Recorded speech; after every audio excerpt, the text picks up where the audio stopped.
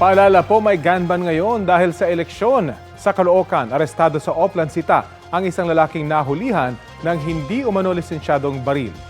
Balita hatid ni James Agustin. Sa kulungan ng bagsak ng 50 anyo sa lalaki matapos mahulihan ng baril sa Oplan Cita sa Barangay 166 Caloocan City. Sakay ng motorsiklo ang sospek at walang suot na helmet kaya sinita siya ng mga pulis. Nung pa-plug down na nila, so instead na sumunod sa amin, huminto, lalo pa niyang binilisan yung patakbo niya. And doon nga sa pagpabilis ng takbo niya, lumagpas sa amin, sumemplang siya.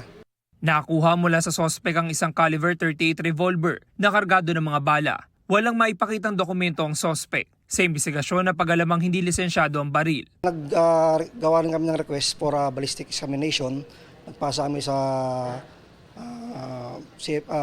SOCO para ma-verify din ka baka mamaya ginamit sa ibang krimen yung baril.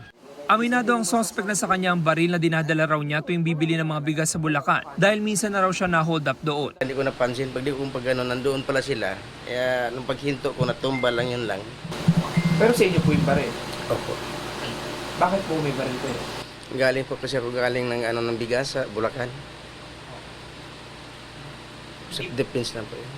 Sinampahan ng sospek ng reklamong paglabag sa Comprehensive Firearms and Ammunition Regulation Act in relation to Omnibus Election Code. James Agustin, nagbabalita para sa GMA Integrated News.